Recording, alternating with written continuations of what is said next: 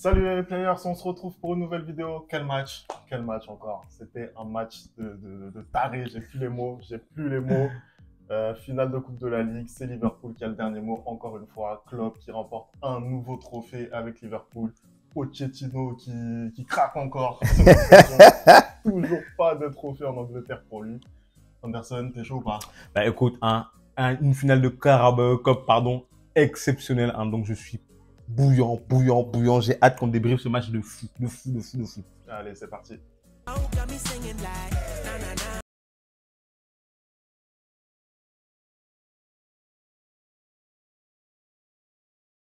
Les mots dans ce match, honnêtement, je pense que chaque équipe a eu son moment.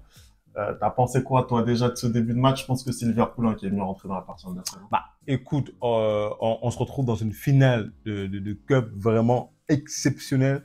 Je pense que les premiers instants de la finale nous ont tout de suite donné le ton. Une grosse, grosse première mi-temps des deux équipes. Mais en effet, je te rejoins, c'est Liverpool qui est un peu plus, comment dire, rentré dans le match dans les meilleures conditions. Ils ont mis dès le début du match un gros, gros, gros pressing sur les joueurs de Chelsea. On a vu que Chelsea n'a pas craqué face à ce pressing-là. Ils ont réussi à sortir la balle de fort belle manière, pardon. Ils ont réussi à se procurer aussi des occasions. Au final, on s'est retrouvé avec deux équipes qui mettaient de l'intensité, mais j'ai l'impression d'avoir jamais vu un match avec une aussi grosse intensité de la première à la 120e minute. C'est dingue ce qui s'est passé. Même en prolongation, on a encore eu de l'intensité, encore des situations pour les deux équipes, donc ça a été fou.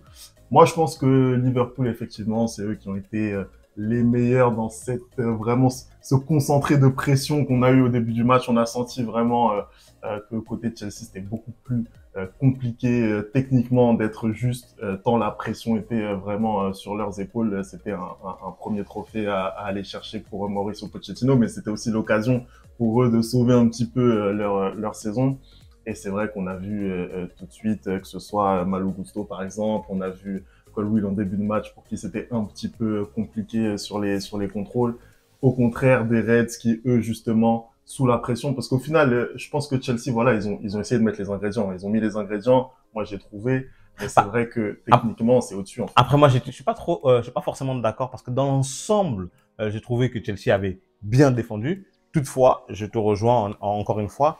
Pas mal de joueurs ont fait beaucoup d'erreurs défensives, d'erreurs individuelles au début du match, notamment Disasi, Colwill et tout, qui ont glissé à plusieurs reprises, qui ont failli concéder, du coup, faire concéder à Chelsea un but. Mais dans l'ensemble, j'ai trouvé que ce pressing de Liverpool, ce contre-pressing de Liverpool là, c'est très très très dur de comment dire de résister à ça. Et j'ai trouvé que malgré tout ça, Chelsea s'en sortait plutôt pas mal jusqu'à ce que du coup on arrive. Surtout que face à ce Chelsea-là, on a eu, si on regarde la formation, 3 joueurs normalement titulaires qui n'étaient pas là, à savoir Darwin Nunez, Mo Salah, surtout, Sablosaï aussi. En fait, tu te retrouves avec une équipe de Liverpool un peu remaniée. Donc, du coup, tu te dis que peut-être, ça va être un peu plus compliqué pour eux. Mais quand tu regardes le match, la physionomie du match, la manière dont ils rentrent dans cette finale-là, tu te dis, ils ont tout compris. Et tu te rends compte, en fait, que finalement, la philosophie du club, c'est ça, en fait. C'est que depuis, ça fait quoi? Ça fait 7 ans, 8 ans qu'il est au club. Il a réussi à transmettre cette philosophie-là parce qu'au final, tu te retrouves avec des joueurs qui ne sont pas forcément titulaires et pourtant, ils se donnent dans cette finale-là comme jamais, en fait. Et c'est là que j'ai trouvé que, voilà, du coup, Chelsea commençait un peu, plus on avançait dans le match, plus Chelsea commençait un peu à avoir du mal. Notamment, on arrive sur cette première action litigieuse, à savoir le carton rouge, normalement, que devrait avoir Chelsea. Je ne comprends pas qu'ils s'en sortent avec, que Caicedo s'en sorte sans carton, en fait. Surtout quand tu vois que Gravenberch, il termine sur civière, en fait. À un moment donné, pose-toi un moment la question, va checker, tu vois ce que je veux dire, fais quelque chose, tu vois. Là, on voit les ralentis, on comprend pas comment il peut s'en sortir sans carton rouge, en fait. Pour moi, c'est un des tournants du match. Mais je suis vraiment d'accord avec ce que tu as dit sur Liverpool et sur le fait que justement, Klopp arrive à insuffler cette énergie à tout un club, à tout un effectif. Parce que là, t'as parlé de Salah, t'as parlé de Nunez notamment, il n'y a pas d'Alisson dans les cages. On peut aussi parler de Trent Alexander-Arnold, bien sûr, qui est blessé lui aussi. Donc ça fait beaucoup, ça fait beaucoup. Il y a la moitié de l'équipe quasiment qui est blessée, qui n'est pas là en tout cas. Et c'est vrai que Liverpool a réussi à avoir encore ce niveau de performance qu'on attend d'une équipe comme Liverpool qui domine la Première Ligue. En face, Chelsea, eux, ils ont quasiment leurs 11 titulaires, hein, voilà, avec toujours ce quatuor offensif, avec Raheem Sterling, avec Cole Palmer, avec Conor Gallagher et avec Nicolas Jackson. T'as pensé quoi toi de son match d'ailleurs? Je te lance là-dessus. Bah, écoute, à vrai dire, j'ai pas envie de m'arrêter spécialement sur certains joueurs. J'ai plus envie de souligner le match incroyable qu'on a vu. J'estime quand même, si tu veux me lancer là-dessus, que Chelsea a raté énormément d'occasions et qu'ils avaient la possibilité de faire mieux dans ce match. Mais tout comme Liverpool en fait, tout comme Liverpool avait l'occasion de faire beaucoup mieux dans ce match-là. Nicolas Jackson, je vais pas l'abattre encore plus. Il est déjà à terre pour moi. C'est pas un bon match. C'est pas un bon match de sa part et c'est pas un bon match pour Chelsea, Nicolas Jackson. À un moment donné, je pense que c'est pas bon. C'est-à-dire que à ta côté, t'as Sterling qui de temps à autre fait des gros matchs. Mais lui, non. Lui, même quand il te met un doublé, un triplé, c'est pas un bon match, en fait, qu'il fait aujourd'hui. Et quand tu regardes, aujourd'hui, Sterling rate son match, Nicolas Jackson rate son match, les seuls qui s'en sortent, comme d'habitude, Palmer, Gallagher, en fait. C'est tout le temps les mêmes. Tout le temps les mêmes. C'est les patrons, tu le dis. C'est vrai que Sterling, aujourd'hui, j'ai été étonné du match qu'il nous a proposé. Il est passé à côté. Mais c'est vrai que Conor Gallagher, pour moi, il a fait un match XXL. On peut toujours parler des occasions qu'il a manquées parce qu'effectivement, il y a eu... il a raté pas mal, ouais. Ce face-à-face avec le portier des Reds où ça sort très vite aussi dans ses pieds, mais voilà. Il doit faire mieux. En fait, je trouve qu'il prend énormément de temps entre le contrôle du ballon et le moment où il veut ajuster sa frappe. Normalement, t'es un joueur pro, ça se fait en 2 secondes, en fait. Ça se fait en 2 secondes. Je suis désolé, tu reçois le ballon, papa, but. Tu vois pas. Anderson, vraiment, il faut qu'il retourne sur les terrains, là. Parce que moi, j'étais un grand attaquant, j'étais un grand neuf. Je suis mort. Mais en tout cas, je suis assez d'accord sur le fait qu'il pouvait faire mieux sur cette occasion. Il a eu d'autres opportunités, Conor Gallagher, mais après, dans la combativité, dans l'énergie qu'il met dans ses duels, pour moi, je suis désolé, c'est vraiment le taulier de cette équipe de Chelsea. Cole Palmer, lui, c'est vraiment la caution technique. Tu sens que quand il a le ballon dans les pieds, il se passe tout de suite quelque chose. Il va tout de suite vers l'avant, il prend ses responsabilités, il tient en plus sur ses appuis parce que je trouve que physiquement, il prend encore un peu en dimension.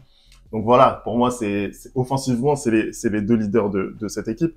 Moi, je voulais quand même m'arrêter sur quelque chose pour moi qui est important au regard de ce match-là, et t'en as parlé un petit peu, c'est les défenses. Et notamment la défense de Chelsea parce que eux n'ont pas Thiago Silva dans cette charnière. C'était un duo Colwill, Disasi qui était aligné.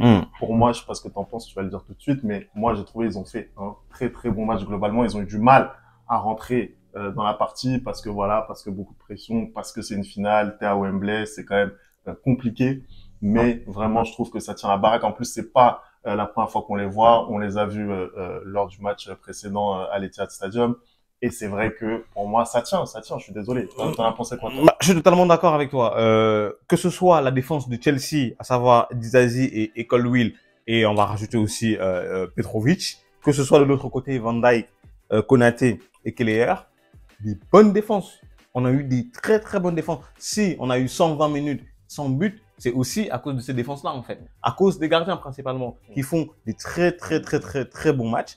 Et surtout que, comme tu dis, Chelsea, ça avait mal commencé. En fait, quand je vois les 10 premières minutes et je vois toutes les erreurs qu'ils font les défenseurs, je me dis, bon, ça va être, ils vont prendre une veste, en fait. Je me dis, ils vont se faire taper 3-0, 4-0. Et non, et finalement, ils arrivent à remettre la tête à l'endroit et à poursuivre dans ce match-là où, pour le coup, que ce soit Luis Diaz, que ce soit Gakpo ou Elliott, ils ont énormément pressé. Et il y avait maintes occasions pour la défense de Chelsea de craquer, mais ils n'ont pas craqué. Et ça nous a offert, franchement, je ne vais pas mentir, j'ai pris un plaisir fou, même si ça se terminait à 0-0, séance de tir au but, c'était un match incroyable. Et pour moi, c'est ça le football. À partir du moment où ça allait dans tous les sens. Attaque. Et il y avait plus de tactique, il y avait plus rien. Et franchement, c'était génial. Moi, j'ai adoré ce match. Ce match était incroyable. Et je veux remercier les 2 entraîneurs de nous avoir offert un match comme ça. Je veux remercier club de faire confiance à ces jeunes parce que à la fin du match, on se retrouve avec une moyenne d'âge, je crois, de Liverpool qui est pas loin des 19 ans, 18 ans. C'est fantastique. Tu vois, comment dire, l'envie qu'ils mettent, c'est extraordinaire. C'est extraordinaire. Et pareil, Chelsea en face.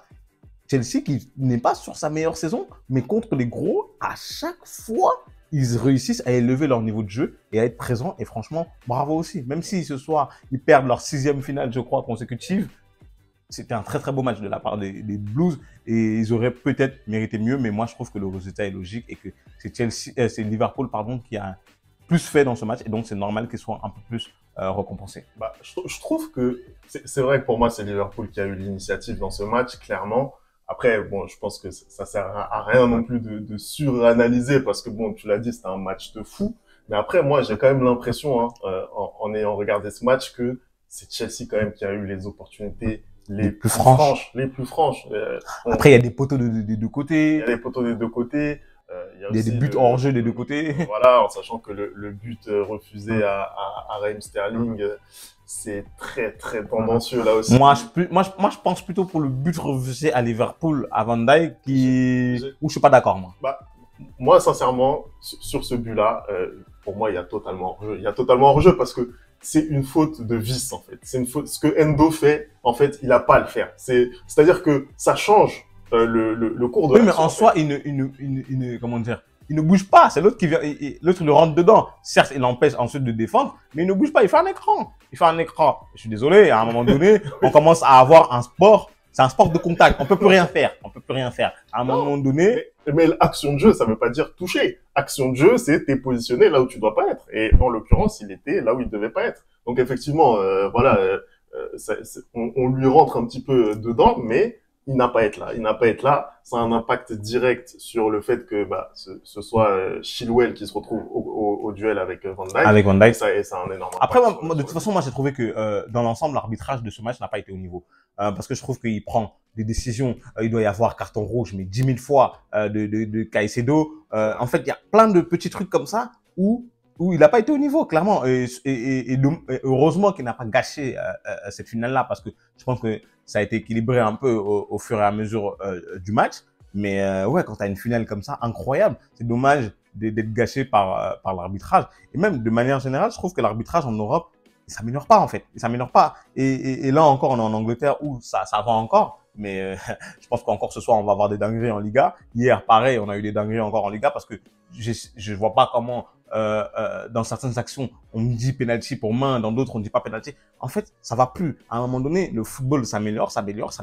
On met des dispositifs comme la VAR et malgré tout ça, Caicedo arrive à s'en sortir, à finir à finir son match sans carton rouge, alors que clairement, il blesse le joueur. Et comme tu le dis, le joueur, il sort sur civière et toi, tu vas même pas regarder la VAR, en fait. Tu vas même pas regarder la VAR. Donc, pourquoi on vous met des dispositifs? Je comprends pas. Est-ce qu'ils ont des points en moins quand ils vont regarder la VAR? Je comprends pas. Ça sert à quoi? Mais c'est ça, en fait, que les gens ont du mal à comprendre. C'est qu'au moins, en fait, il faut une certaine forme de logique dans les décisions et c'est ce qu'on n'a pas aujourd'hui. Et c'est ce qui fait que les gens, ils se plaignent encore malgré cet outil, pour moi, qui est utile, qui est la VAR. Donc, bon. Ça, heureusement, tu l'as dit, ça n'a pas gâché le match. En tout cas, c'était un match incroyable. Hein. Moi, je voulais juste rapidement revenir sur le match aussi de Luis Diaz, parce que c'est peut-être un des seuls titulaires en attaque habituel de cette équipe. Et pour moi, il fait un match stratosphérique, il fait un match sensationnel. Tu as parlé de sa capacité à mettre la pression sur la défense des Blues, mais aussi dans la tenue du ballon. Pour aller lui prendre la balle, ce gars, mais c'est impossible. Et faire les différences qu'il fait dans le si petit périmètre, moi, je trouve ça juste incroyable. Il a tellement de générosité, ce joueur. C'est magnifique ce qu'il fait. Peut-être, voilà, à la finition, faire un petit peu mieux, mais sinon, c'est un joueur magnifique. Et ça, c'est encore le travail de Klopp, hein, parce que, au moment où on avait le trio Mané, Firmino, Salah, il a pensé à préparer. Ouais. Il a pensé à préparer. Il y a eu Jota qui est arrivé dans un premier temps, Luis Diaz qui arrive ensuite. Voilà, ça c'est un club qui travaille bien. C'est un club qui travaille bien. Je sais pas tu fais ski, mais je vais pas en parler, mais restez branchés. Il y a une autre vidéo qui arrive. Restez branchés parce que là on va parler de clubs qui travaillent un peu moins bien. En tout cas, voilà, c'était la victoire de Liverpool dans cette finale de Coupe de la Ligue anglaise. Merci d'avoir regardé cette vidéo. On n'oublie pas hein, les bonnes habitudes, le replay foot. Vous nous dites ce que vous avez pensé de ce match. Et nous, on va se retrouver très très vite hein, ce soir. Là, il y a de la vidéo là qui va arriver sur la Ah, il y chaîne. en a beaucoup, hein. Restez connectés. On se retrouve très très vite pour une nouvelle vidéo. Ciao.